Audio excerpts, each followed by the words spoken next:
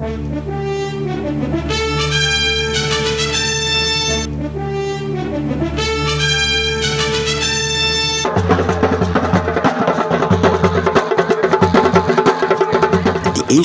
town of Ekiti in Irekodun-Ifelodun local government area was agog over the weekend as Honorable Lateef Ajijola, popularly known as Always Standing, was installed as the Bobagunwa of Ekiti.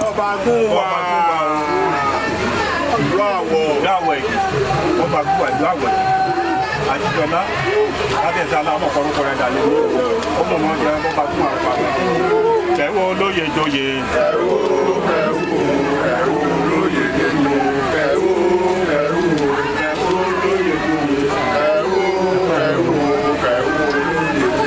the colorful ceremony, which drew a large crowd of dignitaries, traditional rulers, politicians, business leaders, and community members, also marked the 10th coronation anniversary of the town's monarch, His Royal Majesty Oba Sulaiman Aziz Olaleye Aladeji before the Alawo of Ekiti. Marking 10 years on the throne is not by human strength or wisdom, but purely the divine grace and mercy of Almighty God.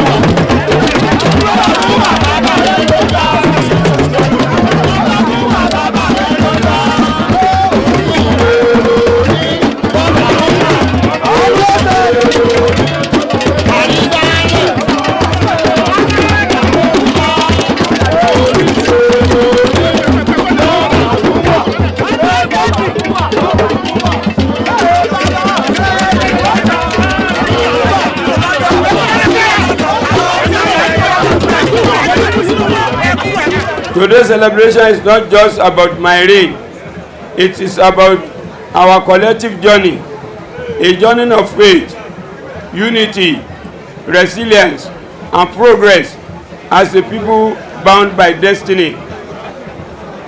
My beloved people of Ekiti, I wish to speak to your hearts on three essential virtues: love, unity, and the power of doing good.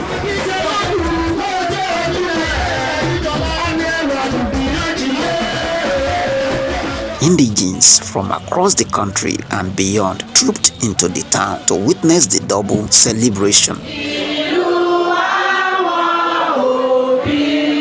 paying homage to the monarch and expressing support for the newly installed chief.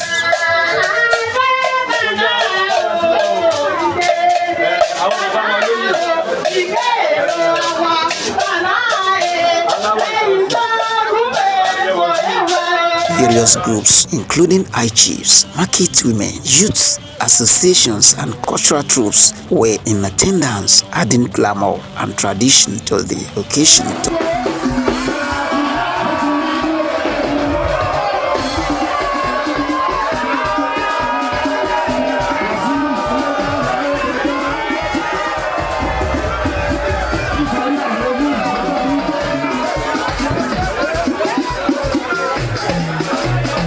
In his welcome address, Chairman of the Planning Committee, Alhaji Tajuddin Arowolo, called for continued cooperation and unity among the people of Ekiti. You had the dream. You expressed your unwavering wish to make it a reality. You inform us of the course. You assured us that it will be done, and truly, we have achieved it. This is just further evidence here. Your ascension to the throne of your father is truly divine, and not the work of any individual. Kabiyesi, I salute your courage, your resilience, your sagacity, which you have been using to steer the affairs of our community, even in the face of various odds and challenges. You still stand tall and unshaken. May you remain tall and unshaken. Kabiyesi, may your days be long. I stand here today proudly to state that our Ekiti, like never before, is blessed with specially intelligent, articulate, vocal, and well-respected people. Kabiyesi, who is well recognized and revered in the Council of Obas in the state. Kabiyesi, We are indeed proud of you. He urged all stakeholders to support initiatives aimed at the town's development. As you are here to celebrate with us, take your time to go round and explore our calm and tranquil environment in order to confirm this peaceful and special grace of God that is present in our town.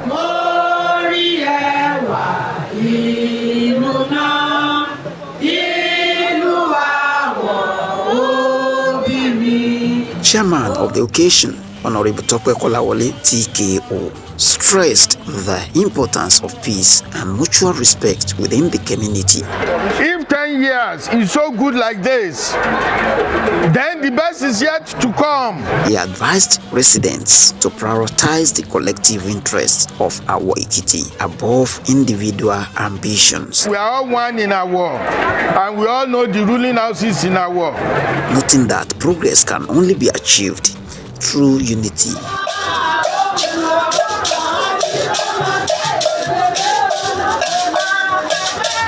Addressing the gathering, His Royal Majesty Oba Sulaiman Aziz Olaleye Aladejuyi before the Alawo of our Ekiti congratulated Honorable Ajijola and other newly installed chiefs, urging them to be good ambassadors of the town. I encourage the sons and daughters of our Ekiti, both young and old, to continue doing good, no matter how little.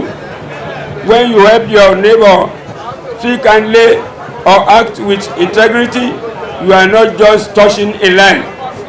You are building a legacy that heaven will remember and reward you. Let us always remember the leadership, greatness, and success and not measure by a wealth of possession, but by the number of lives we impart positively.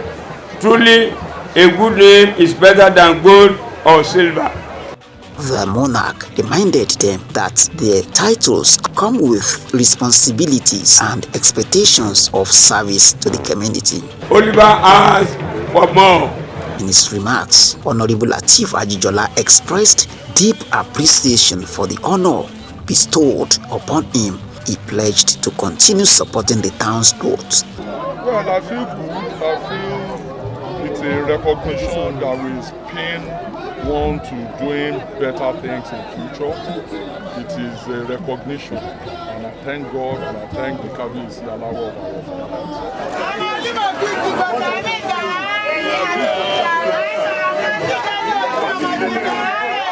The event also featured a grand reception where guests were treated to a variety of local and international dishes.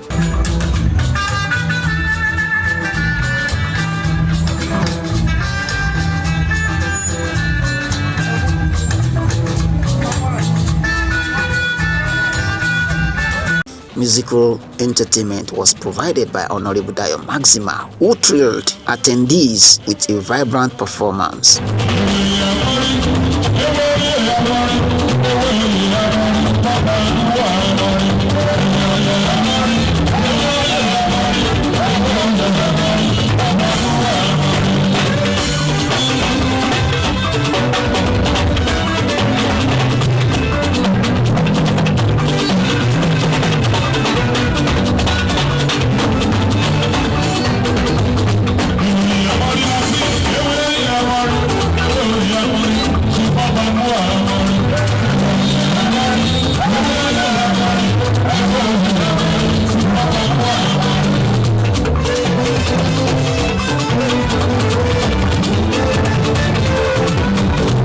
Several guests who spoke at the event described Honorable Ajijola as the right peg in the right hole, expressing confidence in his ability to uphold the values of his new title and contribute meaningfully to the progress of our Ekiti. He has been a very generous man. That very time, I could collect the village. He gave me a sum of 250,000. Each word, not to move, and you make of 10,000. No way. He has been a man of the people. He has never let people down. want them to continue to be good. If they are not responsible, they will not be made chiefs here today. And since they have taken that responsibility, they should continue to excel in their various endeavors. It has been doing very wonderfully well. It's been contributing, it's been supporting, it's been encouraging us, and it's been doing so many other things. So we are very happy that this wonderful guy is a chief in our way today. We'd like to identify with him. I want to let everyone know that he's a very, very, very responsible man. The ceremony concluded on a high note, with many describing it as one of the most memorable events in recent history for the town.